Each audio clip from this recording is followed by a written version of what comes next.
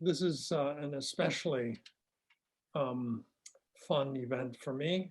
I've known Andrea a good long time in many different ways, involving work together as seminarians, on a journal, as friends. And I've always deeply admired the kind of thinking that she is committed to.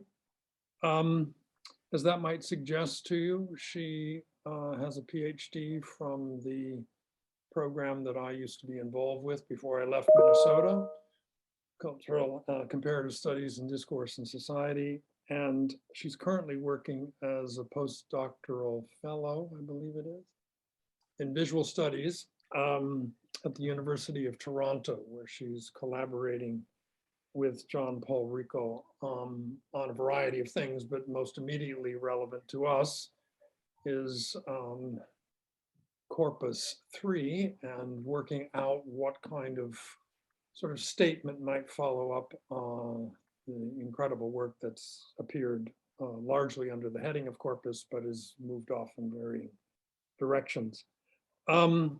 She's been thinking a lot, as long as I've known her, really, about this issue of how we put the mouth in place in continental thought, but also visual cultures more generally. She's done a lot of publishing in and around this. Texts are not hard to find. They've been some of the best and most prominent humanities journals out there. She's also collaborating on an exciting project involving aesthetics and biopolitics with one of my former colleagues, Cesare Cosavino. In other words, she's been doing a lot of things for a long time, and they've all been fantastic. I don't quite know where this is going to go, but it's going to go somewhere very exciting, and I'm waiting to be taken. So Andrea, please take us. Happy to. John, thank you so much. That's such a nice introduction. And, thank you very much for inviting me to come and talk about my work.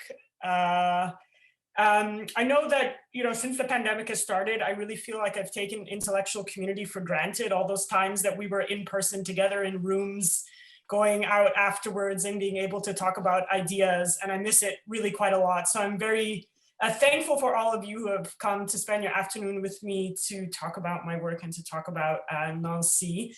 And I admit that I don't know a lot about what is happening at Leeds right now. So I'm also very interested in hearing from you the ways in which Nancy has informed your work. So anything that you can offer about that would be wonderful.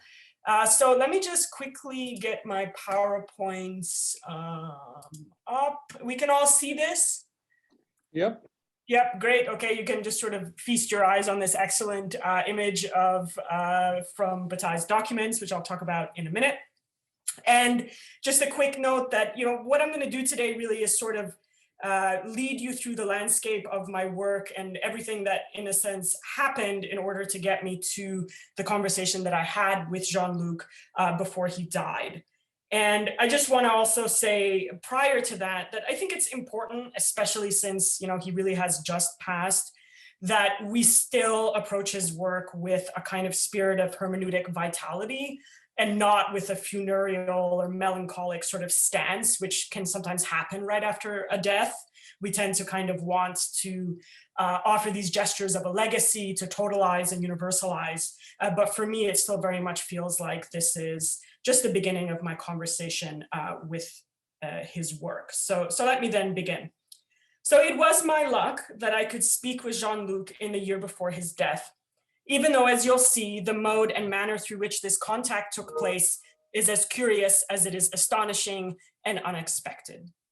Now, before I give an account of that interview and its relationship to themes of the mouth and his philosophy, I want to give you a sense of the... In the chat for you, Chris. Thank you, Amy. Sorry, I got muted somehow. I'm not sure what happened. Can you hear me? Yes. Okay, I'm not sure what happened. Nor I. Yeah, okay. So I'm going to give you a sense of the critical terrain. So it was not until late 2020, finally, that I was able to ask Nancy the questions I wanted to ask.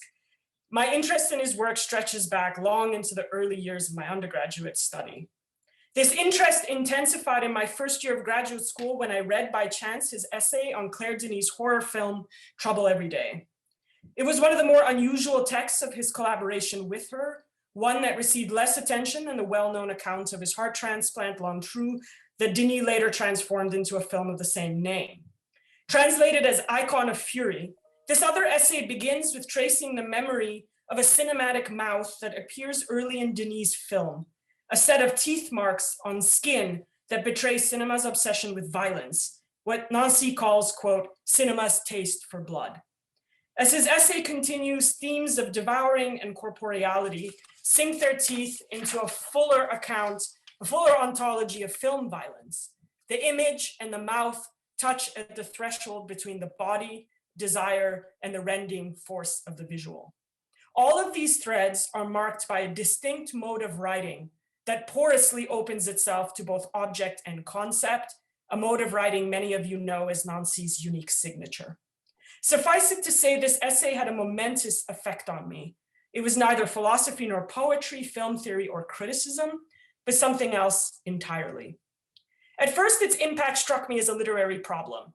Perhaps Nancy's essay was proposing a poetics of cinematic encounter, or a quiet meditation on the relationship between theory and literature. Of course, Nancy is not the first philosopher, least of all the first French philosopher, to turn philosophy towards its secret poetic folds. All the same, this essay uniquely obsessed me, especially for stylistic reasons. My passion for it became a kind of writerly preoccupation that also suggested something important about hermeneutics, which is to say, something to do with the question of how to read. It took many more years, however, before I fully understood that the essay specifically gained its critical force from its encounter with the mouth. Or perhaps more accurately, it was through the mouth that Nancy's essay touched the cinematic image, and through the cinematic image that the essay made an even stranger contact with the mouth.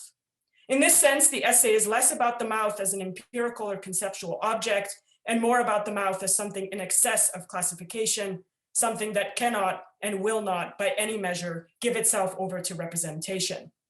It is as if the essay freely offered up its own skin to this icon of fury, to this unmasterable and heterogeneous whole that is, in this case, both raw celluloid and open flesh. That this offering took the form of writing defiant to both genre and method opened the mouth, in short, as a question both for the history of philosophy and for interpretation. But as I've already suggested, this instinct about the mouth was at first only embryonic. Eager to account for Nancy's desirous contact with film images, which is to say, eager to find a theory of interpretation that could account for the singular work of his essay, I began to read the canon of writing devoted to method, especially method in the history of aesthetics and art. Inevitably, someone suggested that I go back to one of the most important philosophers of the German Enlightenment, Gotthold Ephraim Lessing, for necessary background reading. As some of you may know, Lessing's 1767 aesthetic treatise, Laocoon, an essay on the limits of painting and poetry, is a founding text of medium specificity. It's there that Lessing argues for the strict separation of the arts on the basis of their profound semiotic differences and the effects that such differences can wreak upon the aesthetic integrity of both object and audience if one art borrows perversely from another. I should note that I came to Lessing rather naively. I had no idea of its stature or influence, least of all its significance to 20th century debates in semiotics and art history. It was meant only to be an excursion in that preparatory reading, something I should know, so that I might go back to Nancy's essay and say more about the pleasure I felt for its adulterous embrace of the film image, which retrospectively seems to disregard Lessing's moral imperative about aesthetic purity with a kind of philosophical glee. Imagine then my surprise at discovering that the core philosophical concerns of this obligatory background text rested entirely on a contemplation of the Laocoon statue and its mouth. Driven to disagreement with Johann Winckelmann over the reasons for depicting Laocoon without the agonizing scream that the myth of his torment suggests, Lessing organizes his aesthetics on the assumed disgust that an open mouth provokes in the imagination of his readers. It's only in writing, Lessing suggests, that we can dare risk the aesthetic consequences of something so foul in figural form. A mouth in language, by contrast, is tamed and small. Dramatic, yes, if rendered poetically, but far from the paralyzing nightmare of a mouth in painting or sculpture. While Lessing ultimately denounces the idea of a screaming Laocoon and affirms the sculptor's choice to depict Laocoon's agony with a calm face, Lessing spends an entire paragraph imagining the statue in screaming pose. It's ultimately really only a few sentences, but intended for rhetorical effect. But Lessing's invocation of another Laocoon, his passion for this gaping mouth of destruction in an imaginary statue, suggested a different Lessing that was deserving of some theoretical consideration. Moreover, if Lessing wanted to argue for the clear separation of the arts, the mouth is the very worst example he could choose. It is quite literally the very embodiment of mixing and adulteration.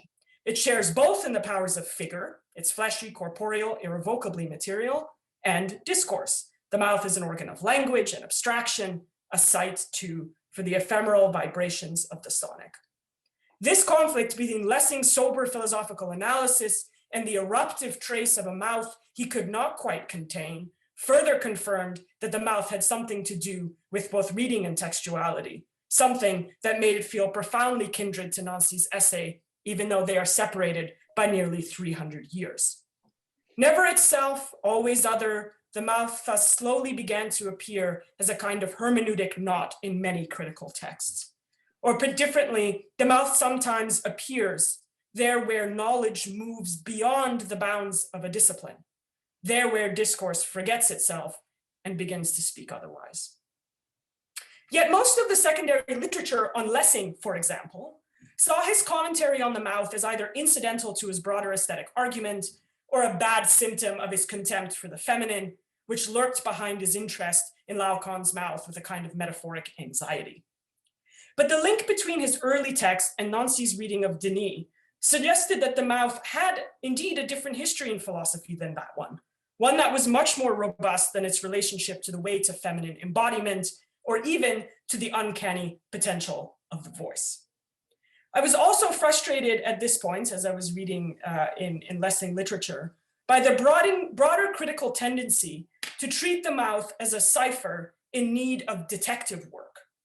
I wanted to understand the mouth as something other than a vessel or metaphor for more important philosophical ideas.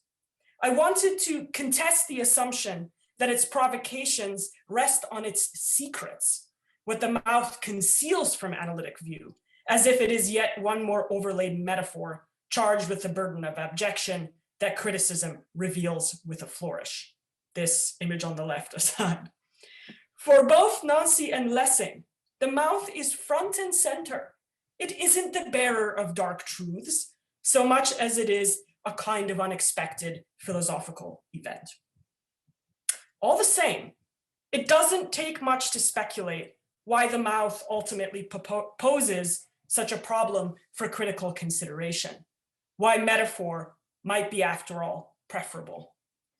Because it is split between the ephemeral world of speech and the material life of the body, the mouth, by definition, seemingly swallows every attempt to map it. Both abstract and concrete, the mouth thus sits variously at the borderland between human and animal, inside and outside, civilized and uncivilized. It seems almost too rich with symbolism, too infinite in its diverging drives and desires to ever take the form of a proper object for critical inquiry. Scholarly approaches to the mouth, in addition to what I've already outlined, have typically restricted their research to one element of the mouth.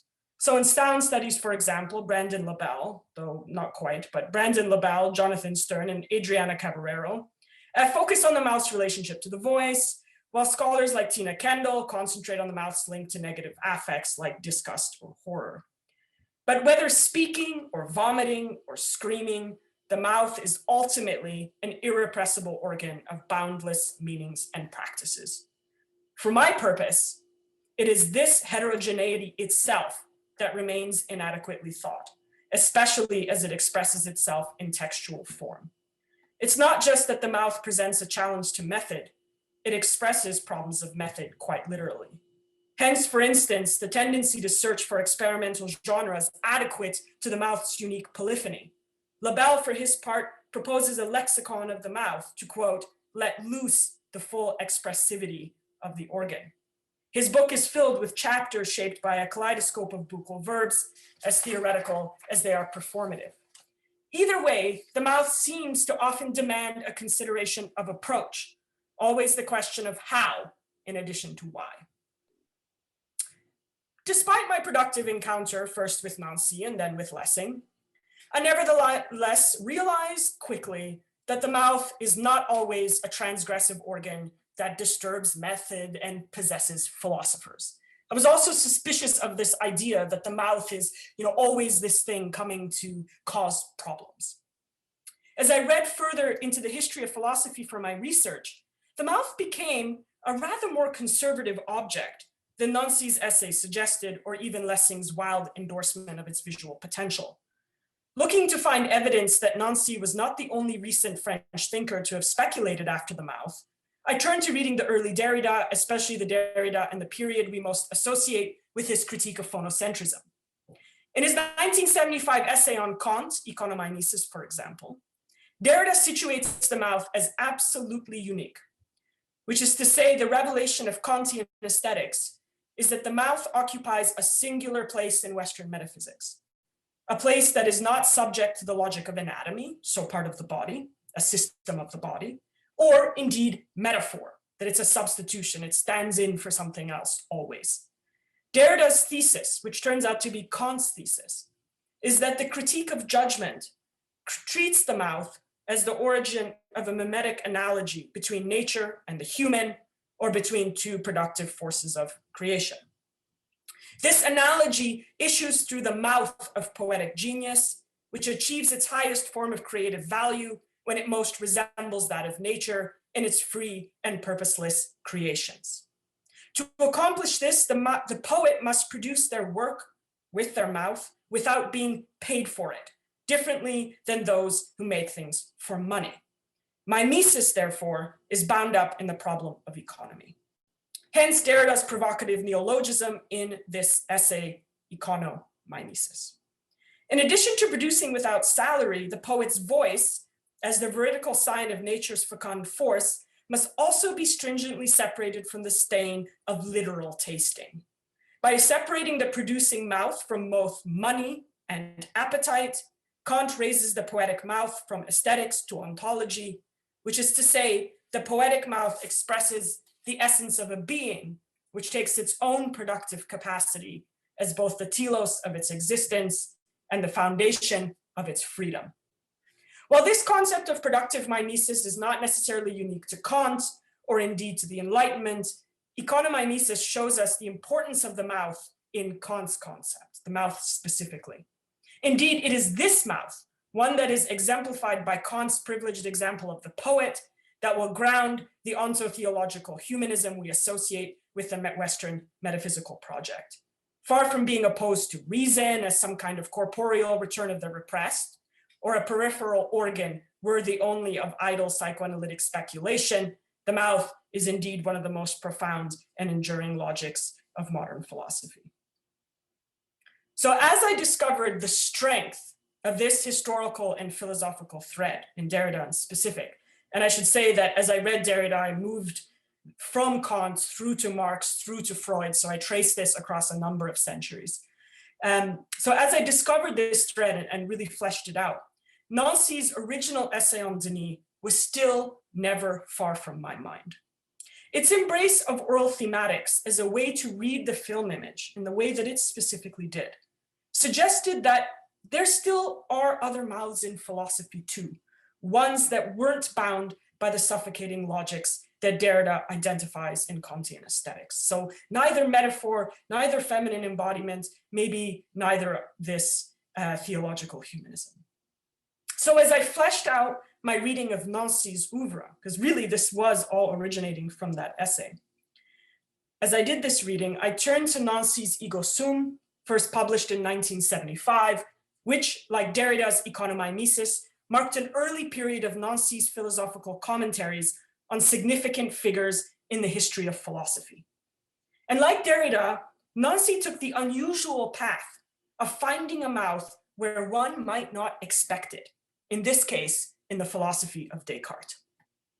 In fact, ego sum was so important to Nancy's thinking that when he was asked to reflect on the work in a preface for the English edition in 2014, he openly declared his commitment to the mouth in the context of the book's influence.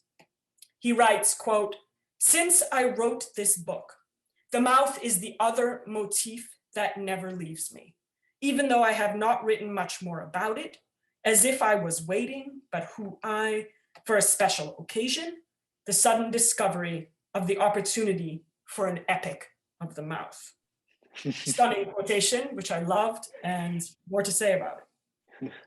So seemingly prompted by his own declaration, Nancy in this preface then offers a series of starts for such an epic.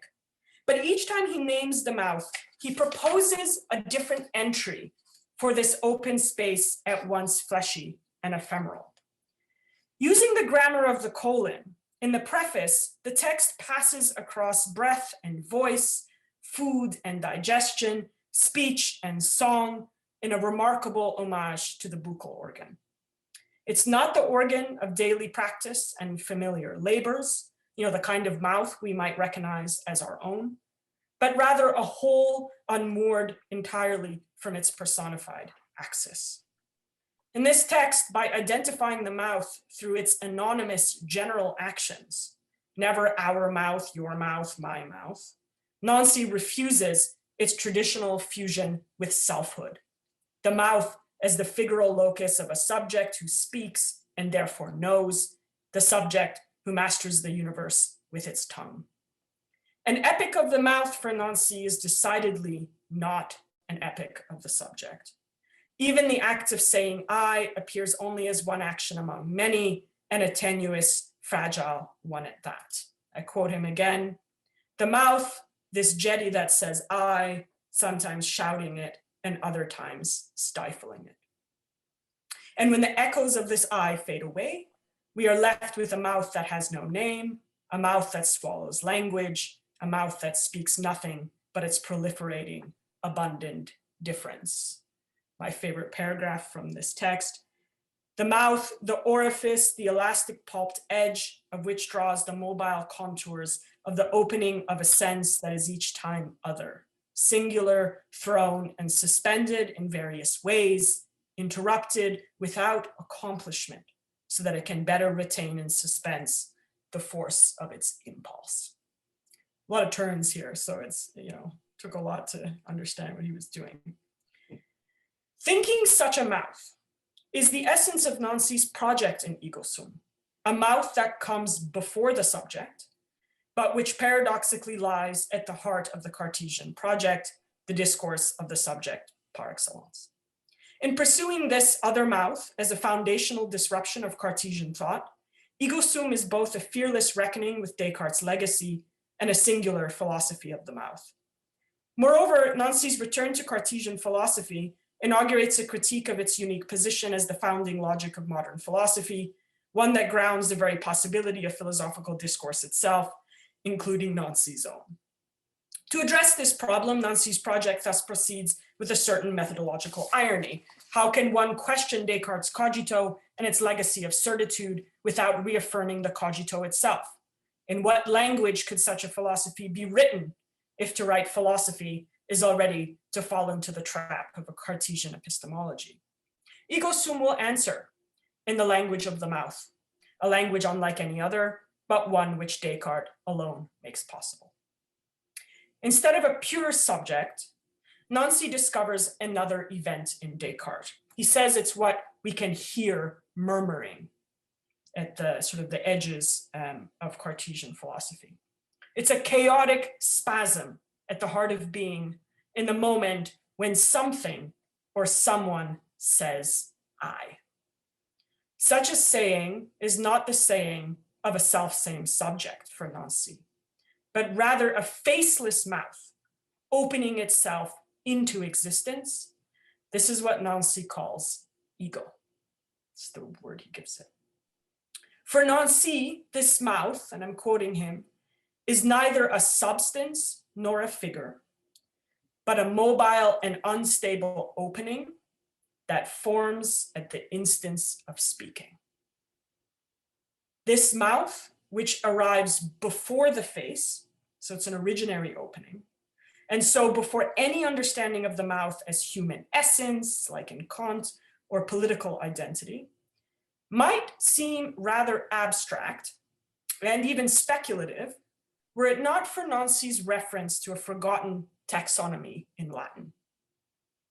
The taxonomy separates the mouth into two modalities, one mouth for speech, this is os, and one for everything else not related to speech, including all of the mouth's animal and organic movements. This is the word he excavates from Latin, bucca. So a long citation here, which again, I also love quite a bit. Bucca, a more recent and more trivial term, is not os. Os, oris, oral mouth, is the face itself taken metonymically for this mouth that it surrounds, carries, and makes visible, this mouth that is the passageway for all kinds of substances, first of all, this aerial substance of a discourse. Bucca, on the other hand, is the puffed cheeks, the movement, the contraction, distension of breathing, eating, spitting, or speaking. Buccality is more primitive than orality.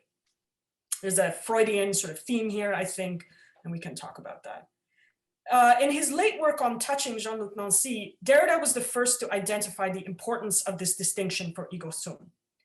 The distinction rests on a discovery, says Derrida, that the mouth speaks, but it does so among other things. It can also breathe, eat, spit. It has not always been speaking, not always been an oral agency. Nonetheless, the mouth's subjection to speech is a powerful one. So powerful, in fact, that even the mouth's more organic modalities risk assimilation to a signifying logic. The hegemony of the os is rooted in its structuring relationship to the face, which undergirds the discourse of the subject.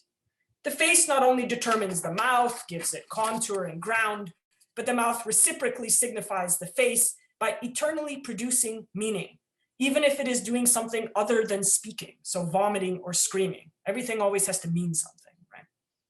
The speaking mouth thus anchors the face as the image of a reasoning willful consciousness, even if the mouth is in the throes of abjection. And insofar as the mouth speaks and produces meaning, it secures the foundation of a self-same subject who masters the world in language. In contrast to the os, the buccal mouth is neither a mouth that one has, face, nor a mouth that one is. The buccal mouth, and I'm quoting here Sarah Geyer, is an opening of a mouth that belongs to no one. Bucca is a mouth in the opening of one who opened, disfigured, has no face. So this is, really thinking about Nancy's, as he develops this idea of ego, it really depends on this split that he introduces of this mouth that would be before the face, before the subject, and even before all of the associations that we have with the mouth as a kind of practical organ. And I find this idea, as you'll see, really, really provocative and incredible. So even though the buccal mouth is strictly unrepresentable, Nancy is fond of a photograph by Jacques-André Bouffard that depicts the buccal mouth in its potent anonymous elasticity. And this is an image that Jean-Luc actually sent to my colleague and I, attached to an email. So shot in black and white, a grotesque close-up of a mouth, it's a woman perhaps, but nothing is verified, takes up the center of the image. The photograph is cropped such that little remains of the face, but two retreating faint nostrils at the top edge, a set of tiny mouths or tunnels. The open cavern of the mouth operates as both abyss and border. Something wet, fleshy, and gelatinous is caught, moving back or forward. It resembles a tongue, but the shape is too irregular, too deformed. The erotic is distinctly even texturally present. The longer we look, the more we see that this whole is aggressively organic. We go to live there, we would not be surprised to die. The opening has anal contours, also vaginal, clearly digestive too. Still other holes resonate, pass through, appear, disappear. None dominate, but none retreat. All entries are possible. It is a mouth, yes, but no mouth we have quite seen, no mouth we know, not a mouth at all. And yet it opens. It opens something. Infinite lines toward the interior and the exterior. Figuration here is thus evaded, even as the mouth is suggested. And just as an aside, I'm very interested in this image as well because it seems to me sort of proto-cinematic. There's a kind of suggestion that the mouth almost, needs this kind of physics and speed of the film camera to sort of come to life. But the point is, even if this image, of course, cannot be truly representational, the point is that for Nancy, the buccal mouth is an ontological event. It's not just an evocative image of a disrupting, scandalous organ. In ego sum, it's not a mouth that anything opens, not a mouth that represents anything by association or phobic concealment. There's nothing under it or behind it or inside of it. Yet each time it opens as itself, as a radical, singular being that comes from nothing, but arrives on the scene as more than the triumph over chaos. As such, even though Nancy links the performative saying of ego to the action of the buccal mouth, he moves away from any account of ego that would conceive of it as a form of linguistic orality, which would only fold it back into the machinations of the os. Bucca is thus a mouth that disrupts every association with the who of a subject born of grammar, or the I of a thinking substance, the aesthetic humanism we see in Kant, or even ultimately the corporeal force of a purely physical cavity. This is the philosophical conclusion of ego sum, what Derrida also once described as, quote, an experience, an experiment, an abyssal provocation of what is called the mouth. So having moved from Nancy's essay on Denis to his early work on Descartes, over the span of a decade in my own writing and reading, I began to see, as per Nancy's own commentary, that the mouth was not only a motif that has never left him, but a definitive one, much more important than even I understood at the beginning. After all, ego sum only marks the first of many texts that pass through the mouth, texts that amount to a clandestine corpus of buccal gestures. Indeed, it's in the later corpus, for example, where Nancy calls for a dictionary of the body's infinite points of access. In addition to the essay on Denis, other essays get wildly drunk. I'm thinking of Intoxication. Circle the mouth in painting. I'm thinking of Portraits. Send lips to taste the nude in Being Nude, and open in ecstasy in Coming. So powerful did this clandestine corpus seem that there was one obvious path left, other than writing some essays, which I did as well. By the time I got to the end of my writing on ego sum, I knew that I wanted to ask Nancy about it. In January 2020, I proposed to my colleague at the University of Toronto, Jean-Paul Rico, that we approach Jean-Luc about themes of the mouth in his work. It was my sense that this might very well be the last opportunity to talk to him, or maybe a little less morbidly, that there was no reason to wait. So we composed a short email outlining our proposal to interview him on these topics. To our delight, he quickly and generously agreed. He told us that he was busy in October and we had to write him again in November, so we followed up. We put together a series of questions, intending that the interview would unfold over email and eventually become the sort of text that we might publish in a journal or perhaps as an appendix in one of our own books. I created about 15 different questions, kind of going through all the material. But as soon as we started the interview, we found ourselves already elsewhere. We began with a question that asked Jean-Luc to reflect on his reference to Paul Valéry at the end of Ego Sum, which cites Valéry's poem Bouche at length. Jean-Luc was polite, but let us know that the question we asked him was not really a question. So instead of an answer, we got a subtle lesson in the definition of a philosophical question from a great thinker. I needed a few days off after this because it's very frightening to have to compose questions for somebody like that. And then when the question is rejected and you're schooled in what a good philosophical question is, you need a minute. So we went back to the drawing board and we asked him something rather more direct. We reminded him of his comments in the preface to Ego Sum. To refresh your memory, Nancy writes, "Since I wrote this book, the mouth is the other motif that never leaves me, even though I have not written much more about it. As if I was waiting, but who I, for a special occasion, the sudden discovery of the opportunity for an epic of the mouth." We then asked him the following: why an epic of the mouth? If you were to write this epic now, what form would this epic take? He wrote back immediately to say that the only way to answer the question, of course, was to write the epic itself. Within a week, Nancy returned to us an 11-part epic poem in homage to the mouth titled Hymne Stomique, or in English, Stoma, a hymn. As John and I marveled over the text we were given, we realized that our interview was going to be much more than a simple answer and respond format. In short, any question we might have had was seemingly in advance answered in Jean-Luc's poem. So instead of returning with more questions, we decided simply that Hymne Stomique needed to be published as a book. It took us a while and through many iterations of a proposal, but we eventually found a home for Hymne Stomique. As John mentioned, it's coming out in Corpus 3, forthcoming this fall in October with Fordham University Press, together with a long text translated by Jeff Fort, I believe on blood and heart again, a very long text. And then Hymne Stomique is going to be after it, I believe. It will be a bilingual production, so we'll have French and English on opposing pages, the English rendered in an excellent translation by my friend at Dartmouth, Robert St. Clair. Of course, we had Jean-Luc's blessing to turn the poem into a book. And after his death, we received word from Fordham that his estate wanted to go ahead with its publication, and with us as the co-authors of an afterword that situated the work within his philosophy. In other words, it was his wish that we do so.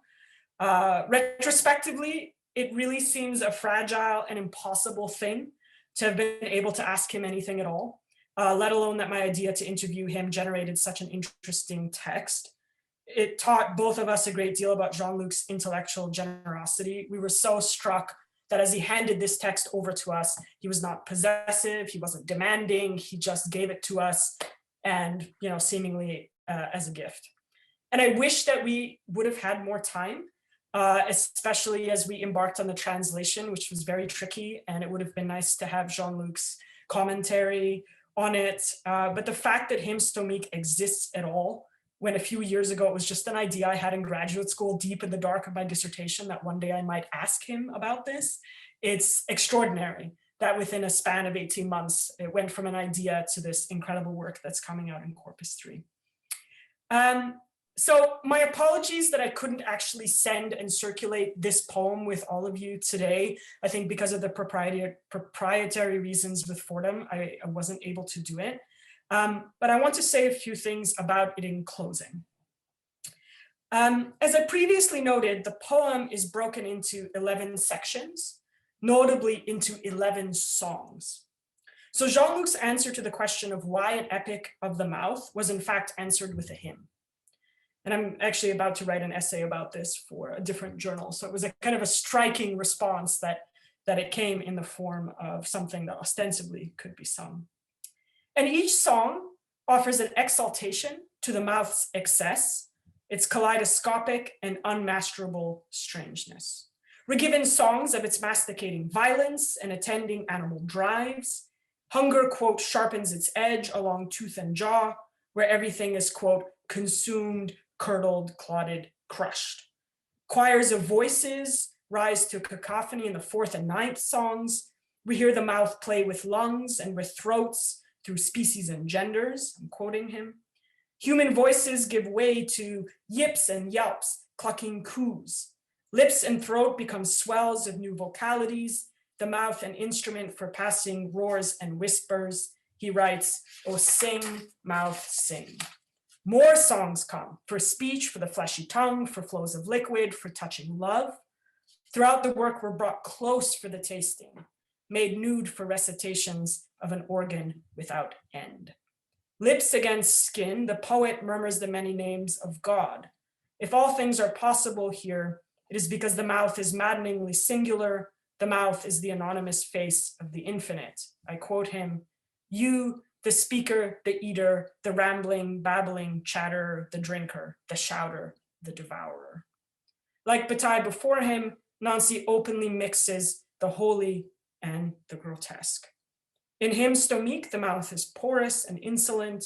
It disobeys order and division. It destroys classification and makes a mess of proper differentiation. I quote him again, "You, the mixer and masher, sovereign of amalgamations." But in Hymne Stomique, this sovereign also speaks back. In two separate sections, Nancy composes a competing song, titled both times, "The Mouth Responds," La Bouche Répond. In these sections, the mouth condemns the poet's epic fluency and his abundant, sure language. The mouth speaks, "I hear you makers of hymns. You stuff me full of amphigories and garglings, swelling my cheeks, extenuating my tongue, sure that it resonates, whereas it puts a gag over my mouth. Set to labor for, quote, amorous barkings in your famous operas, the mouth becomes a domesticated machine for human affairs, a glorified icon of operativity. We forget, Nancy suggests, that the mouth is not this work. It is not work at all. The mouth is that which is finally unanswerable to making or doing, even as it opens into an ecstasy of passages and practices. If the mouth retreats here, it is because it is something other than its name, he suggests, not a mouth, but an originary open from which we spill our being. As we write in the afterword, Hymne Stomique is thus in praise of those things in us that are stomatic, which is to say, in praise of the mouth that makes us.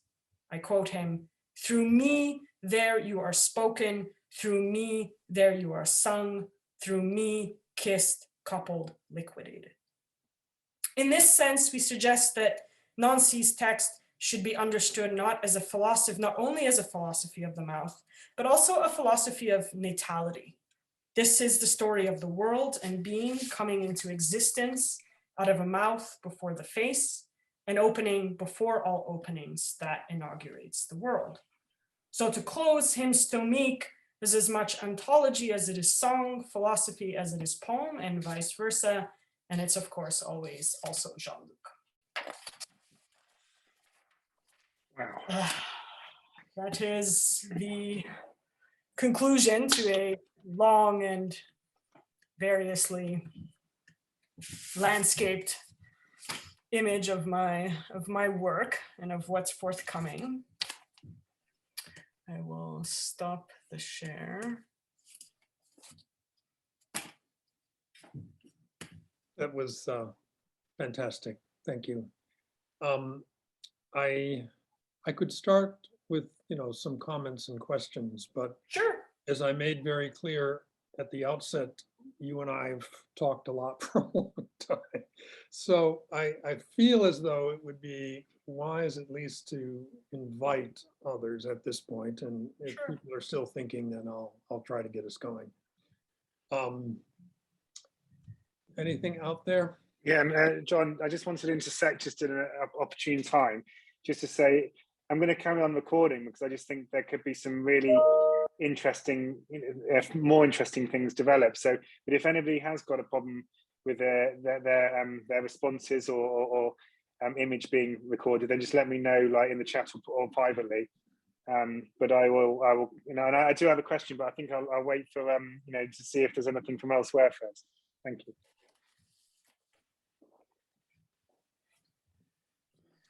Well, so that we're not sitting in something resembling silence. So a couple of different things pick up what you're interested in, ignore the rest. But one of the things that was also in that formulation from Nancy that you repeated, that culminates in the evocation of the epic, is also the notion of the mouth as a motif. Mhm. It's you kept urging us not to get confused. Yeah, Not a metaphor. It's not a figure. yeah. But he says motif, Motif. as though he thinks that that's suitable. I mean, it might not be adequate, but it's suitable. Mhm.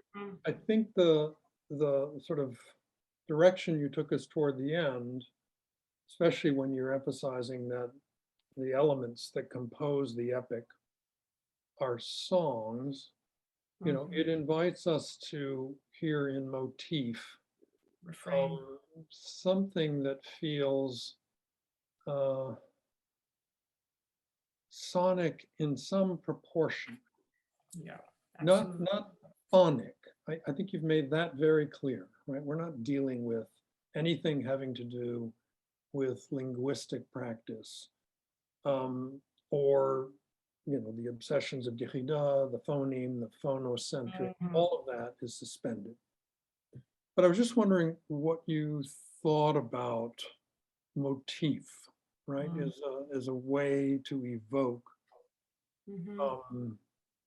the mouth without going to those places. So you so cautiously steered us away from. I guess the other thing that I wanted to pick up on. So if you don't mind, Andrea, I'll just sort of throw those things down. And as I Sure. said, take what you're interested in. I kept thinking about the caption of the photo that Mhm. he sent you from Yeah. Bataille. Quickly translated, it would be terror is the atrocious suffering that makes of the mouth an organ Mhm.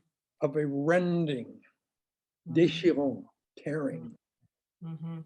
And then we've got cri, which could go in a couple of different directions, and my predilection is towards scream. Mhm. But what's the importance there of terror as something which produces this pose that then you read so carefully?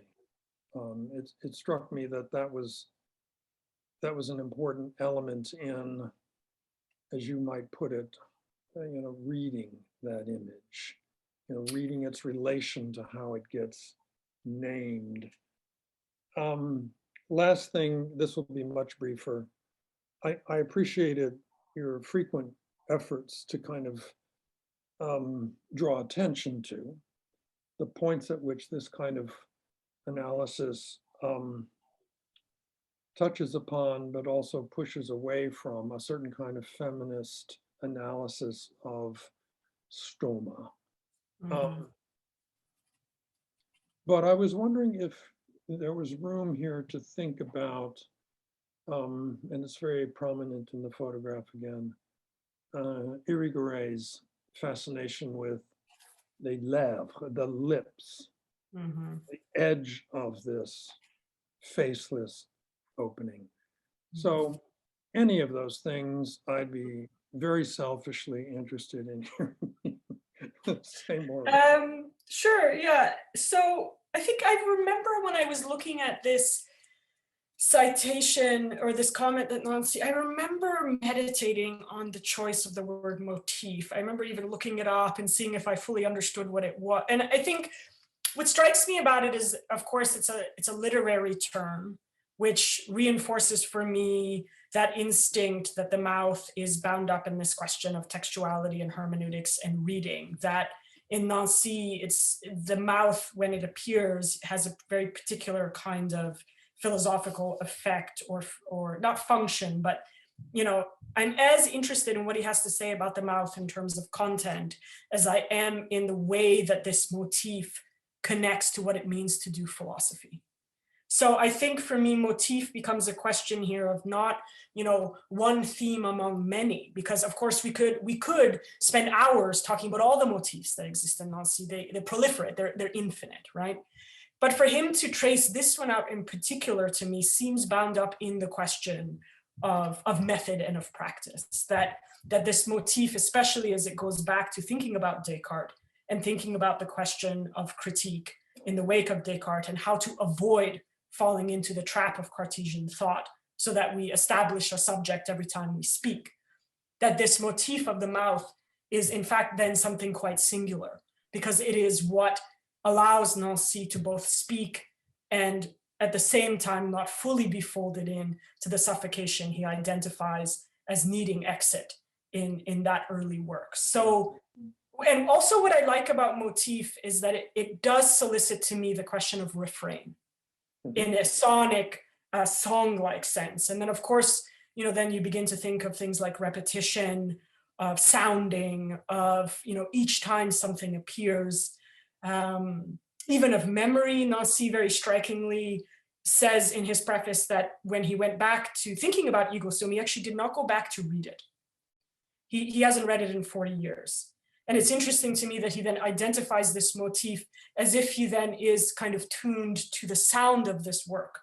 And it's that sound of this motif that he remembers that, it's never left me. And so as it kind of beautifully weaves itself into different texts, so corpus, all the places in which his mouthings, right, are repeating themselves. So for me, it really isn't about, making a claim about one more possible theme that we all could then debate, which is the most important, but really picking up on the beauty and generosity of something like a motif, which allows us to both see the repetition without folding into some absolute mode of reading, right? If that makes sense. I don't know about the terror question, the Bataille citation. I love that. I know it very well. One of the things that I'm interested in with the Bataille around this question of the terror and the tearing is also, the relationship to the dictionary and Nancy's choice for an epic and a hymn rather than a dictionary, because Bataille's account of the mouth seems connected to his interest in the question of the lexicon. I know that John and I, in our afterword, we did write that, and actually in the poem, Nancy makes specific reference to this Bataille. He makes reference to Hegel and a few other people, but specifically Bataille, doesn't mention him by name, but cites him. And we were interested in trying to tease out how Nancy was attempting to account for the mouth as an opening that would also not be a laceration or not a tear, and would not be itself inscribed with that kind of violence, but would be a kind of originary opening that would be different than a tear, or what Bataille describes as that ripping open of the top of the. More to come, I think, on the Bataille, John, maybe is what I will see forthcoming essay. So for me, my hesitation around these, so of course, I wrote about Irigaray in my dissertation and about Freud, and I spent a lot of time wrestling with what I felt was the intellectual debt that I owed to feminist readings of the mouth, which in my reading were really a commentary on the influence of psychoanalysis. And as you also know, I'm very sympathetic to the psychoanalytic project. I'm psychoanalytic in my reading. I write and read and teach about Freud all the time. But I was hesitant about what I saw was this tendency to always see the mouth as a transgressive figure or metaphor for the feminine, as a kind of anxiety behind it. And that's where I saw much more promise in a way for me with Irigaray, because Irigaray was interested there in the ways in which this kind of opening that Nancy identifies might be understood as the cast of the feminine. So that is, I think, very different than ascribing that to a metaphoric anxiety, to substitution, to the mouth as a stand-in for, right? I think in her reading, the lips are not a stand-in, right? They're not a metaphor. So, and Derrida took to task a bit Nancy in his work in Ego Sum on the mouth for not recognizing that this buccal mouth, this originary mouth, is in fact a reference to the mother, to the maternal. So to say that Nancy's philosophy is a philosophy of natality, his philosophy of the mouth, I think is in some ways to suggest that it is a feminist philosophy, though I think I can understand why somebody might be hesitant to want to directly say that Nancy was a feminist philosopher.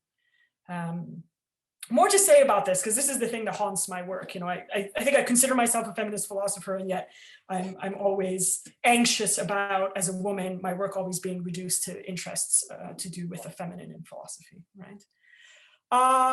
Looks like there are lots of questions, so just. So I don't know if I am the one who's in charge, or if maybe I saw Sam, you have your hand up, maybe your Ed. Yeah, I think I was first, but that was absolutely incredible, Andrea. I feel like I've got to keep rewatching it and kind of delving deeper. But and I'm totally out of my depth here, but maybe the depths of the mouse is the right place, kind of, to be there. And so I was thinking, obviously, when you're talking about the hermeneutic knot, I think you said early on, obviously, like at the back there, I'm thinking of Freud and the navel, or you know, Derrida has a really good go at the kind of Irma moment, in terms of almost coming down as the kind of insoluble kind of synthesis of kind of the hermeneutic kind of reasoning of psychoanalysis. You know, but I was thinking in terms of the limits of your kind of heterogeneity you describe, which I think is almost going in the opposite direction. And I was thinking that, you know, obviously our research center is kind of rooted within the sonic, and I was thinking, okay, well then are we talking about noise as opposed to kind of silence here? But then I thought, okay, the necessariness of the song or the hymn, I think it maybe speaks to that, and the fact that, you know, this is an ab hoc accusa, you know, this is, you know, a full opening and to allow the song and the music to come out, not this kind of negation or kind of or you know, getting tied up in knots, which is kind of what happens to Irma and Freud. Yeah, I don't know what I'm saying, but I suppose if you were trying to think about this idea in relationship to a kind of a binary of noise and silence or music, you know, how would your own thinking figure? Yeah, that's great. You know, there's different things to say. So, you know, the other person who's important here, of course, is Shoshana Fallman, who has written a lot about the navel and the pregnant navel and hermeneutics and Freud's reading of the dream. And I think what's very beautiful, I think, about her interpretation of this is her saying that the point of the navel in relation to Irma and the throat and her, I think the suggestion that she was pregnant, forget the exact details, but what I think is beautiful about her reading there is she's saying that what we learn about psychoanalysis there is that its hermeneutics really isn't about a hermeneutics of discovery and unveiling, despite what I've suggested earlier of a tendency.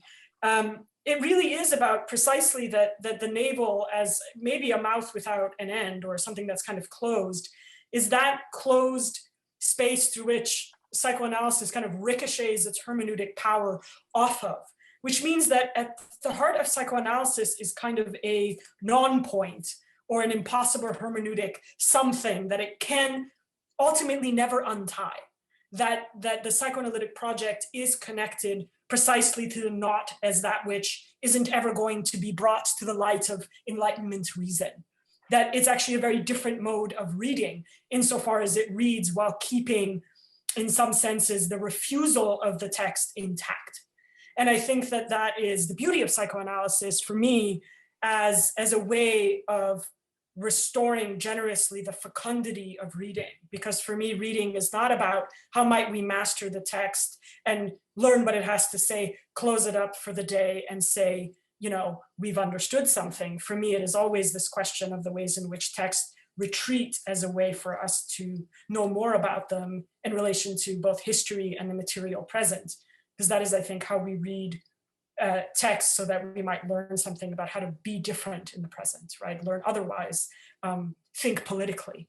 And so for me, that from a methodological standpoint for psychoanalysis is very moving. And I do see actually a resonance between that knot and something like what we might call a hermeneutics of noise, or even a hermeneutics of reading of Nancy's song, right? Of because, you know, it's 11 songs, but he could have gone on much longer. It's about 13 pages in total. It'll be longer when it's in print because of how we're doing the pagination and the typesetting. But, you know, there is a sense in this work, even though it has a quite distinct pattern, it kind of, you know, begins at, you know, the human voice sort of appears in the middle, but there's a lot of movement of verbs, especially in the French, of you know, assonances and alliterations and the sound of things, words against other words, and the sense of language in this overflow as the mouth is really just sort of spilling into text. And so I think that there is a kind of resonance there of, you know, how can we read and write about the mouth or anything really in a way that, you know, where we are, you know, it's always this question, you know, how do we do a hermeneutics of noise or even of silence or of the mouth without this hermeneutics actually annihilating the very object that we hope to keep in sound, right? How to make noise legible without deciding that it is something other than noise, right? How to turn it into something that sounds proper. Nobody wants noise to sound proper, even those of us who can't stand noise music, but, you know, you want to be kind of at the threshold of the thing itself, and as a kind of honor to the objects that inspire our thinking. And while also, of course, wanting to say something other, right? Because we're not just, you know, we're not just empiricists. We're not just like, here's the sound, here's the mouth, look at its glory. We also are, of course, interpreters, right? We are interested in how to read.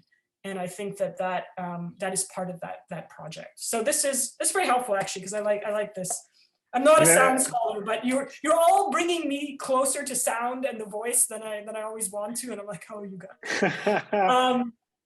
And you've had your hand up. Sorry, go ahead. So just quickly, so do you think there's a kind of straight line connection in terms of what you're talking about there, and what kind of, I suppose, Nancy is doing within listening, for instance, of thinking about like the always already kind of opening of I suppose reading and kind of ontological questions. Yes.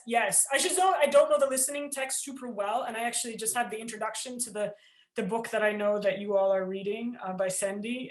But my instinct says that yes, that would be part of the same project and logic. And I feel like you've had your hand up for 1,000 years, but you know, it's like teaching, you know. Where the virtual hand can stay up there without gravity-less. Isn't that delightful? You know, instead of all the days we had our hands up. That's it. There's a rather lovely direct question from Sean Parkinson, who's joined us from Scotland, but with a somewhat glitchy connection. So I sort of see that. Yeah, I see. Can you see the question? I'll read it out in case others, it would help others. So, sure. Andrea, a question about the cinematic image by Buccal. You mentioned the two cropped nostrils above the mouth as miniature mouths.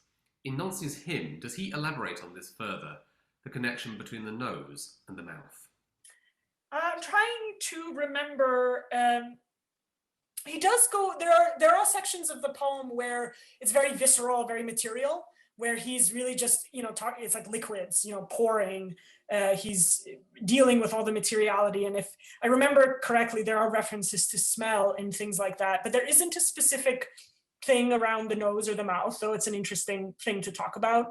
I mean, that's really what's so interesting about the poem itself, but also about the mouth is, you know, you're never far from anything else. And you see that in the poem. And also, of course, there's a lot of references to the mouth's twin exiting hole, right? That Nancy does some fun play with, which is always inevitable, of course, you know, mouth to anus, which though, again, I've been hesitant because I agree completely that, you know, mouth and anus or mouth and nose are, you know, that they are always these cyclical kind of paired relations, sort of mirror faces of each other. But it's important for me that it's not the anus instead of the mouth. It's like, oh, the mouth, but, you know, really what we really mean is this other thing downstairs that nobody wants to talk about. Because for me, you know, the anus is also a mouth, and the mouth is also the sense that we might hierarchize out of a kind of strange modern preference for abjection. You know, the underground for me is, I'm always just a bit hesitant, and I want to always be kind of in with the mouth itself, you know, before the circuitous routes, before I sort of go off into international waters. It's wanting really to stay with its heterogeneity. But it's a good question, and I guess we'll see when it comes out. I'm really sorry that I couldn't share it, but I feel like Fordham, you know, wants that not to happen. We'll have you back and talk again. Yeah, you could, yeah, when it comes out. I've not read the other text that Corpus 3 is going to be paired with. Jeff Ford is translating it. It's very long and my French is not strong enough to read it in the original. But I'm very, very interested. He finished it about a week before he died, which is, incredible. So, yeah. Can I throw two little questions of my own as well? Sure. One bit of reading I'm just going through at the moment is it's The Race of Sound by Ninas and Eitzheim. And without wanting to return the mouth to vocality, what she's doing is approaching the mouth through approaching the voice through the position of the listener as a means of decentering it. Certainly means of removing the vocality from the subject. Right. From any sense of identity or positionality of identity. And I'm wondering whether there is a counterpart to the mouth. If we are to go back to the mouth rather than vocality, is there something that constitutes the mouth that is not part of the object being to which it is and is not attached? In the same way that the ear of the other might be that which calls forth the voice, in the way that Ninas Eitzheim is developing her argument. And the other that it impishly asks itself, for me in the present time, the last 2 years, is there a question of the viral mouth that we also need to pay some attention to, given that we all know that the virus has been airborne, that it's the mouth is the thing that we are covering and protecting and concealing and protecting others from. Sure. Yeah.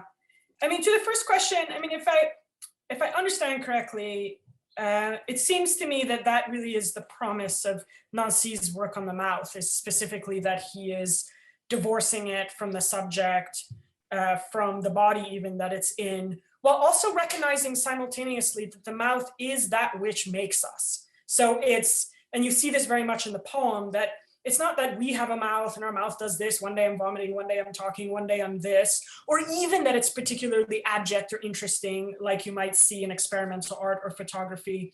It really is not that. It is thinking about it as an originary pre-subjective opening, while at the same time saying that any one of us have this mouth, our mouth, the empirical one, is almost kind of in a turning inside out kind of way through which we are existing. And I think that's a way of making a kind of ontological claim without essentializing or locating it into embodiment or in the specific subject, or of the person who has the mouth or sees the mouth or hears the mouth. And so maybe then there is, as I'm thinking about this, a very close resonance between thinking about vocality this way and thinking about the mouth this way. In fact, you would have to think about them really in some ways together. And I do often wonder about my hesitation, and in my dissertation, which is now getting to be a couple of years old, but I sort of made a comment that I kind of had to bracket the voice in a kind of hermeneutic phenomenological reduction, right? Where you bracket something because you need to think about something else. And I always wonder what the cost of that bracketing is. Because in order to bracket it, the fact that I even made that choice, listen, I'm not going to talk about the voice, in the same way that when the mouth is sort of forgotten in vocal thinking about the voice, it becomes a specter. It becomes something that I have not dealt with because I don't know how. And I don't know how, because it does seem to me that of all the things the mouth does, the voice is perhaps the most important. And I don't mean that just because of the history of philosophy. It is just a sense that vocality, a sounding, noise, everything that happens, and because voice is also something other than speaking, right? It is other things, other sounds that the mouth might make. And so I think this is very interesting. Actually, could you write the book that you're reading into the chat so I could write the name down? That would be very helpful, so I could just go and look at that. I should note that in my, I've written an essay on Michel Chion on the voice in cinema. And what I've done there is read his reliance on images of the open cinematic mouth which is the image behind you, Ed, is one of the films he talks about. And that's a book where the voice is very prominent, but my claim is that there's a kind of unresolved thread of mouthiness in his text that is worth thinking about, because even he admits that the voice and the mouth in film can't be collapsed onto each other. So I'm interested in that tension. The viral mouth, of course. So I've had different friends say, Andrea, you really ought to just write something about the mouth, because it went from being, you know, like I'm the weirdo who writes about the mouth, to all of a sudden there's this, you know, this overdetermined political weight. I mean, I'm in Canada, and people are losing their minds in Ottawa over this horrible truck thing, you know, all because a little piece of cloth is you know, being requested to be put here. I mean, it tells us everything about what we think, perhaps metaphorically, about the mouth in relationship to freedom, to identity, to even to infantile drives and desires that somehow seem provoked by all of this.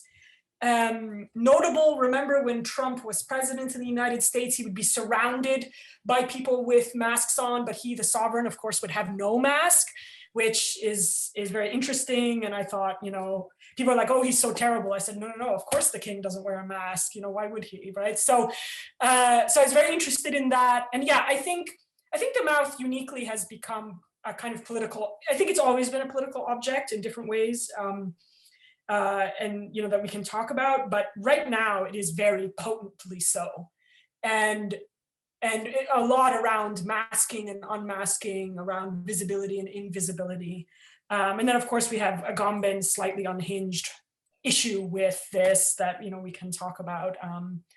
So there's, yeah, I should write something. I don't know how all you feel, but I'm exhausted. But, you know, thinking about trying to do something on the pandemic is a bit difficult, but maybe in retrospect, I don't know, maybe in 10 years, I can sit down and write a little something about what I think is going on around this, and specifically around the question of the virus and virality. Yeah, let's put a pin there, maybe there. I mean, there's something on coughing, especially, that would be really fascinating, especially in musical terms as well. Yeah. So there's a great, in Valerie's poem, Bouche, that Nancy cites in Ego Sum, there's some great lines about coughing and the tempest and like these things coming out from the base of the body, you know, that kind of, yeah, it's, I mean, of course the cough is this thing that it's a trace of something inhuman. You're trying to get something out on the one hand. It's of course always a psychoanalytic tick, but it's also just, you know, it's the sign of something alien inside of you that's, you know, desperate to meet others. And so there's, yeah, I don't know how many of you have had this happen, but I've coughed on the sidewalk and seen people will like cross, and I'm like, really? Okay, I have allergies. Apologies, of course, to anybody who's been sick. So I'm sympathetic. It's just, you know, I don't want to be too much in jest. John, another question. Well, I just want to, again, take the opportunity of having the floor to, if there are others who would like in here, I can wait. I've had a chance. Jason's iPhone, here's somebody for you who's not me. Hi. Hey, Jason. Thanks, John, and thanks for that fascinating and rich presentation. I am curious as to whether there is something in Nancy's thoughts about the book. Forgive me, I'm going to butcher this probably, but this idea of the mouth that is not an originary site of meaning or of linguistic utterance and that sort of thing. Is there something fundamentally about meaning and the status of meaning in philosophy? So that my more particular question is that you talk a lot about reading, which naturally comes up when we think about utterance, but reading in a broad sense, meaning interpretation, deciphering, and that sort of thing. I wondered, is there something being said about a different sense of meaning that is perhaps more akin to transference? Because there seems to be, the dilemma seems to be how to get outside of the paradigm of reading, which is so central to how we make sense. Mm-hmm. And I wondered if there's something there. So to sum up my question, I suppose it's just an invitation to speak to the extent to which this is an interrogation of the very notion of meaning. Mm-hmm. Yeah, that's really nice, because it is something that we have this tendency, as we are trained in various ways in the critical humanities, of inheriting this suspicion toward meaning as if the only possible thing that meaning can be is closure, right? That it is to reduce the plenitude or polyphony of objects and things and history, etc., to something that is single, and by virtue of being single then closes everything into a kind of tomb, and from which then nothing more happens, and onto which we then lay a great deal of political consequences, right? That X means Y, right? The ways in which, in particular, for example, binaries have ordered Western thinking in a significant way since, in some senses, its beginning. And it is, I think, compelling to think about this as an interrogation of meaning that might then open us into a different way of understanding what meaning is, especially in relationship to something like sense. And this is something that I have struggled with in Nancy, to understand what he means by sense and the sense of the world and its difference from sense as meaning and sense as sensation. So, I can just put the caveat that I've not fully understood what he wants to do there. But I do want to think too that we could say something about his philosophy of the mouth as an interrogation of meaning that would be different than the kind of interrogation, again, that he identifies with Descartes and with all of our inheritances in different ways of these philosophical traditions of what it means to interrogate as a form of critique, sometimes as a form of violence, sometimes as a form of necessary violence. I think you could probably say that about Derrida, even though he would say that whatever it is that he interrogated was done so from a position of affirmation. And so I think to affirmation in the sense of the affirmation of what it means to read in relationship to reading being a place where we generate more than we take, right? And so an interrogation of meaning would be to say, or not necessarily would be to dismantle it, or to say that none of us care about what it means to interpret, or that meaning is not important, or that we're all wildly postmodern and we're done with meaning. I think that any of us who have political commitments understand that meaning is deeply fundamental to anything that we do to change the world. But to interrogate meaning, I think, is to always open ourselves to the possibility of an otherwise, and so that we might understand sense and meaning as generosities. And so, and I know that sounds kind of inexplicably abstract, but for me, that is how I feel when I read. That I'm not, when I write an essay, I'm really not interested in just saying to somebody that this is what this text means, because I want to think about reading as something other than, as I said at the beginning of this long winding thing, as a kind of closure, because otherwise I don't know why we do what we do, yeah, I think that's the best I have, but I appreciate this. I'm going to underline it because I think that this is really quite important. Thanks so much. Yeah, I really. Thank you, Jason. Yeah, thanks for that. Thank you. Sam and John, I don't know. Well, I mean, mine's a quick connection, but another thing I was thinking of, and I wrote on my paper, was the opening of the mouth, the ceremony, the Egyptian ceremony, which is actually, there's an incredible piece by the composer Richard Barrett, which is who was a PhD with us a few years ago in the music department, and thinking actually of a kind of a revisionist kind of approach to the opening of mouth ceremony, that it isn't this kind of another kind of falling into a ventriloquism kind of trap of like, okay, we're giving this thing a mouth, so you know we can kind of speak, that it's actually something much more closer to what you're grappling with, which is a kind of like, you know, a kind of a double unfolding of the self at the limits of the ontological limit. And I think, yeah, and it might be time to kind of, you know, go back to that opera and have a listen, because it's an amazing. I mean, I think the text is Paul Celan, but if Scott McLaughlin's here, he might be able to kind of tell me. Can you put that in the chat again? Everything that you've said, just some of the things that you've referenced, because sometimes it's.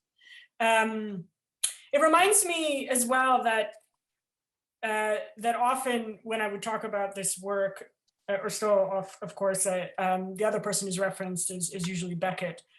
And, you know, that's sort of one of the obvious references. And I've not spent a lot of time thinking about it. The great thing about the mouth is people are like, oh, like, what about this? Or, you know, what about that? Or, you know, and there's always, and, you know, really, like, I should say that, you know, my work is very much delimited to the continental traditions. There's much more to say about this in all kinds of different traditions. And, you know, so mine is very, you know, specific to the things, these traditions that I read in. But yeah, the Beckett thing is very interesting, and I'm always thinking about that. And then now, you know, my other project that is, you know, based on Xi'an and is going to be about the mouth in film, but also in film theory, because it shows up in all sorts of funny ways. And of course, Nancy's essay that I read so long ago on Claire Denis is an essay about film. So I'd like to go back to that. John. Yeah, I guess I want to hover over the relation between ethics and politics. Mm-hmm.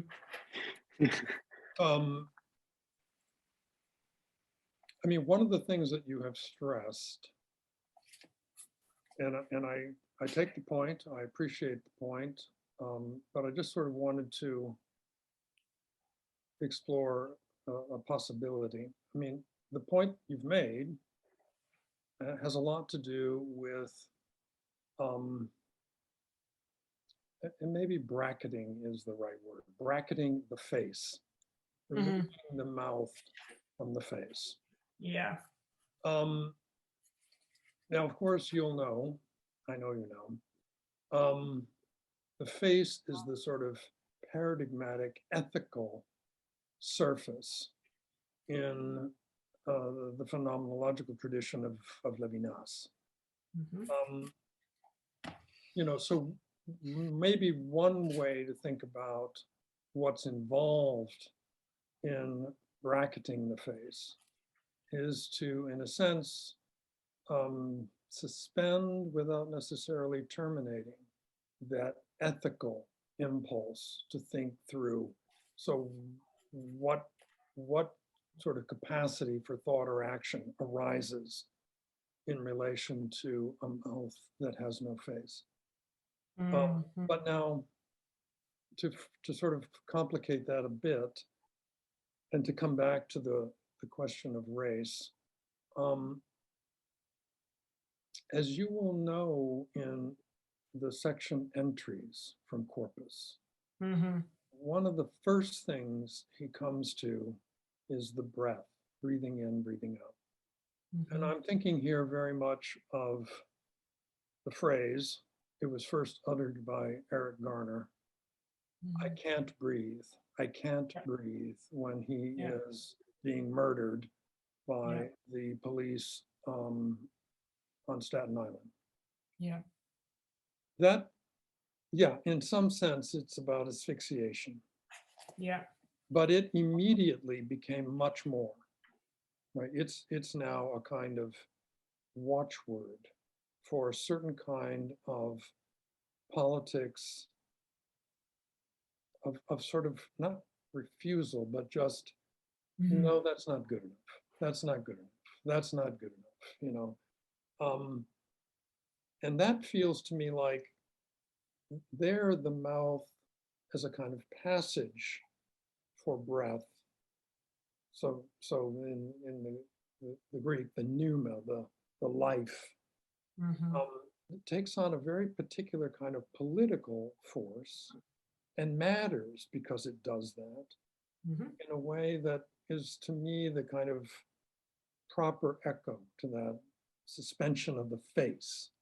Right? It's a kind of moving more directly and insistently on, again, something that's not really empirical. I mean, yes, he was asphyxiated, but insofar as it's repeated as a political line in the proverbial sand, it's much, much more than that. And it's not about the ethics of being treated fairly. It's about saying enough, no. Yeah. Does that resonate for you at all? Yeah. I think that's is trying to link the structural racism or inequality produced by the. I don't know if somebody was asking me something. Can't quite tell. I couldn't. It seems to me that it was somehow a question about racism and inequality, and I think in relation to what you're saying. Yeah, absolutely. I mean, I think that a couple of different things. One is that, you know, I owe a lot to Sarah Geyer's early work. She's at the University of Wisconsin. She doesn't write about this anymore, but her early work, I think just after she finished graduate school, she was one of the first to really write about the mouth in philosophy, French philosophy in particular. And because she had her French skills, she was fluent in French, is fluent, she was able to read Ego Sum before it was published in English. And it wasn't published in English until 2016. It was very late compared to some of the other work. And she has a beautiful essay called Buccality. And that's where she becomes very interested in how she calls it a defacing of ethics. And you might remember this from what I wrote. So she's interested in how Nancy turns a little bit Levinas's reliance on the face as a way of thinking of ethics. You know, her thinking there is the wondering whether the face in Levinas is in fact a figure or metaphor for ethics, which would be to some degree counter to his thinking around ethics, and the face as precisely that which can't be represented is the kind of the retreat, which also represents the claim of the other, that the face of the other is that which we by definition cannot know. And I think that that's the critique of Hegelian dialectics that imagines the other person as always an extension of ourselves, on which is based much liberal political thinking, right? That the way to affect and think equality is to claim that sameness is the ground of justice. And, you know, so her thinking about Nancy pushing back a little bit against the face and defacing ethics is a very interesting turn. And I agree. I mean, I think, you know, I was in Minneapolis when George Floyd was killed. I was in the neighborhoods where many of the protests took place. And I remember thinking at the time that it was astonishing that we had just gone through, so this was May, we had just gone through months of a historic, unprecedented societal lockdown so that any one of us who end up in a hospital could breathe. That the entire premise of this was that if we got sick, if, you know, we could go to the hospital and receive treatment so that we could live, so that we could breathe. And here we had yet again another iteration of a Black man saying, I can't breathe. And the sharpness of that relief of breath in relationship to life, and on whose life and whose being things are erected, right? Which breath breathes and which one is annihilated as the condition of possibility for social life and for social belonging. Going back again to Ed's question about, you know, the viral mouth and the mouth as a political object. I mean, if ever there's a place where that striation takes place, and I'm not an expert on the writing on Black ontology, especially the writing that's happening right now, but I would be very interested to see, you know, if there are thinking around the mouth in particular, and breath as a site of a kind of originary violence, as a kind of founding gesture of the American imaginary. And that's, I think there's a lot more to say about that. It is very interesting, as a way of thinking about justice, moving away from the face as always the focal point, whether that be in Levinas or more broadly in human rights, which is, I think, the counter to someone like Levinas. I think that's sort of what I can tease out there, John. I don't know if there's. That's fine. I mean, I just thought you put some really interesting pieces on the puzzle. Yeah, together. Yeah. Just Yeah. to see how they might align. Yeah. And breath, breath really is the other, going back to this question of, the voice and bracketing the voice, but also breath, breath is the other thing and there are some really nice texts about it that I want to think more about, because that's another very compelling both sound and action and event of the mouth and often because breathing through the mouth is like a kind of secondary action. So it is often under duress or intensity, right? So there's versus breathing through the nose, which is kind of the standard thing that we do. But when you're breathing through the mouth, it's something's gone wrong usually, right? Or gone right, depending on which way you want to think about it. So there's something about that. And thinking too about Bataille and the screams through the mouth and, the ways in which breathing through the mouth might be connected to something a little bit more clandestine. And then why maybe that could mean that it becomes a kind of site of political thinking. Well, I don't know whether it goes anywhere, but I mean, the other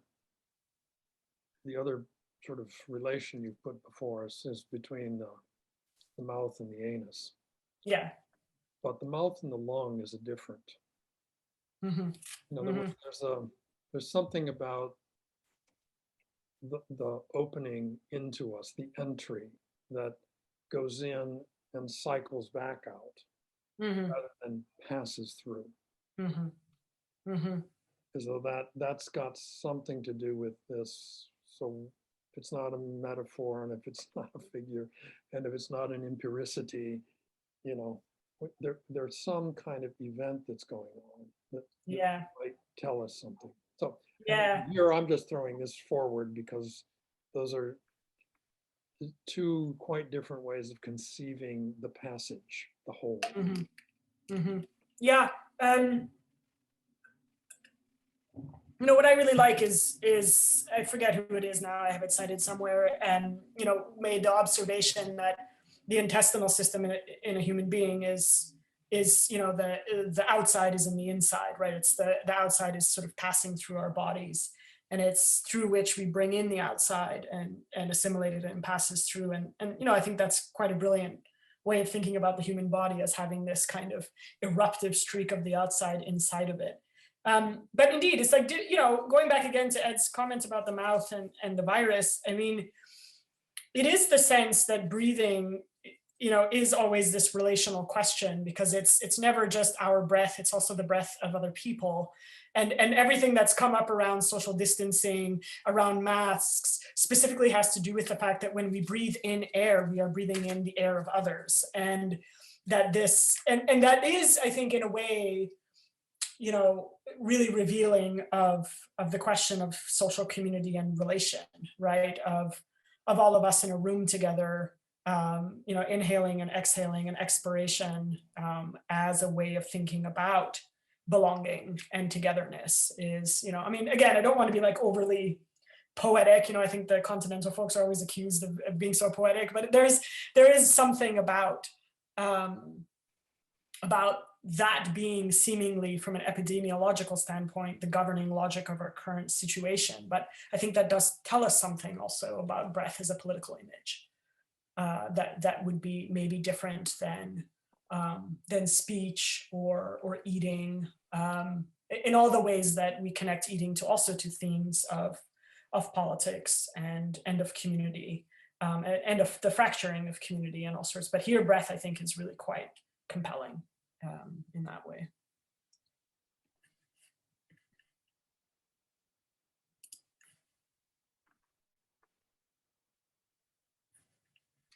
Maybe we've run out of things to share with you. No, that's okay. I mean, you know, it's the end of the day. I feel like this is a beginning, though, Andrea. There's so many kind of connections, you know, across our research at the moment, and especially with all the exciting things you've got coming up. You know, and the Shion is another connection which really connects with what we're doing in the school and faculty. Yeah. I mean, yeah. maybe I can just invert the question a little bit for everyone who's you know, here and listening. If there are, you know, ways in which, you know, Nancy figures in your own work, or, you know, what it is that this seminar in particular, you know, the relationship you have to Nancy's thought, you know, especially recently, obviously, since he's died. But this is, to me, sort of compelling, because I don't really know a lot about what is happening. So I think if anyone who once hasn't said anything wants to say more about that, that would be interesting. Or those who have already spoken.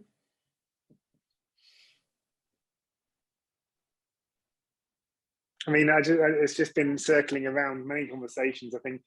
I mean, in terms of CAVE, the research centre that John and I set up, you know, there was always that kind of a mark at the back of listening, in the footnotes, where, you know, what if you know, thinking about Plato's cave and the relationship between a kind of like a different kind of ontology, but actually it was the mouth that kind of got us speaking and thinking about you in terms of this, because I think the tuning of the world project this year is in different ways. I'm thinking about Stimmung, which is something that John's brought back onto the table with us in terms of his thinking about attunement, but also resonates with things about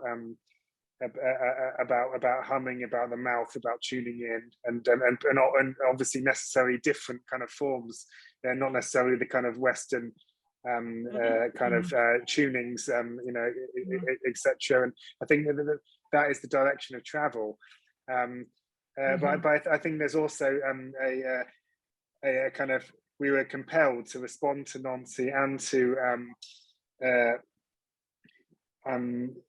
I've forgotten, tuning of the world. You know, two huge figures. Thanks, Schaefer. Thanks, John.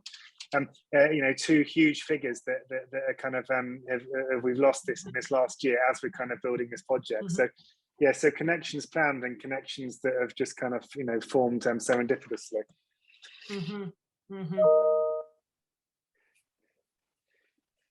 I mean, it really, you know, I've said this earlier, but it is the case for me that I, especially as I'm writing now about film and all throughout my work, I have found myself constantly at the doorstep of sound studies and constantly at the doorstep of scholars who are thinking about listening and are thinking about the sonic. And I don't know quite why that is. Maybe it's simply just because the mouth has a relationship to the voice. And so because of that, and because of the sounds that come out of the mouth, there is a kind of inevitable, you know, connection between me and sound studies. But it is the case that whatever it is I end up doing in the future is going to be really intersecting with everything that is happening in the discipline, especially around ways of thinking about sound in an ontological way.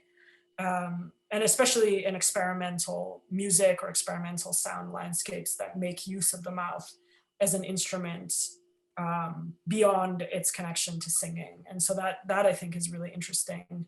I have a really huge book that I bought when I was trying to figure out what to do with research funds when I couldn't travel, which is all about the history of sound art in the last 100 years. And I am sure that if I poke around in there, that there's going to be, you know, something. I mean, the project that I'm working on now, which is going to be about cinema and the mouth, it is the question that, as I've made this argument that the mouth is heterogeneous, and so you end up with this kind of problem of method, it does always arise, especially as I'm thinking about cinema, you know, what it means to make that choice to write about film in the cinematic space without necessarily thinking about other kinds of art at the same time. But it feels as if I were to sit down and decide that I was going to write a book about the mouth in, you know, visual culture, I would very quickly end up with a gigantic book that nobody would buy, or let alone publish. So, you know, there is this sense always of proliferation.